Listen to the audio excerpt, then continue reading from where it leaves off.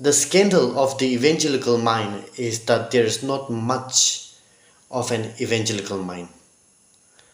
That's how Mark Noll opens his book, The Scandal of the Evangelical Mind, and it's one of the most painfully honest lines I've ever read.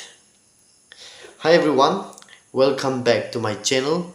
Today I'm reviewing a book that has challenged me, humbled me, and left me both discouraged and hopeful. Let's talk about it. Dr. Mark Noll argues that evangelicals became suspicious of higher education, critical thinking, and anything that didn't produce immediate spiritual results. In doing so, they neglected the life of the mind, which has always been essential to historic Christianity. When I first started reading, I was nodding along, agreeing with almost everything that Noll said. But as I kept reading, I started to feel uncomfortable, almost hurt, because I realized he was talking about people like me. I'm an evangelical. I love the Bible, I value preaching, I value missions and personal faith. But I saw myself in the very anti-intellectual patterns he was describing. One of the most piercing moments comes when Noll reflects on the old Christian hymn, Turn Your Eyes Upon Jesus, written by Helen H. Lemmel in 1922. One verse goes like this: Turn your eyes upon Jesus, look full in his wonderful face, and the things of earth will grow strangely dim in the light of his glory and grace. I love this song actually. Noll writes, while the essentially Christian motivation of this song is clear, its ironic meaning can be understood better now than when it was written. Under the influence of fundamentalism, evangelicals turned their eyes to Jesus, and the world grew very dim indeed. Instead of engaging with creation, culture, and public life, many evangelicals withdrew from them entirely.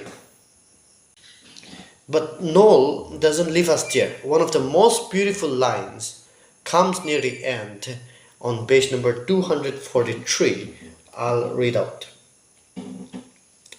That realm he's talking about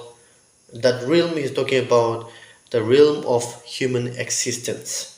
So that realm was the theater of redemption, the arena in which God chose to reveal himself most fully.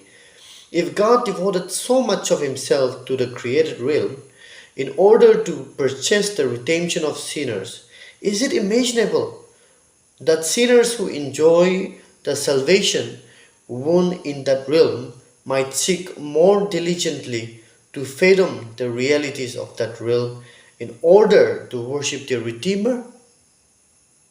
That's a wonderful question, a very provoking question that Noll asked. That moved me. It reminded me that studying politics, creation, culture, science, and history is not just academic, it's an act of worship. We are called to explore the very world where God accomplished redemption. As someone from India, Asia, I did feel at times that the book was very American in focus. But the scandal is not just in America. The scandal is not just in the West. It's here too. In some ways, the intellectual disengagement in our churches may be even worse because we are often borrowing shallow forms of faith without theological roots. That's why recovering the life of the mind is not a luxury. It's a necessity wherever we are.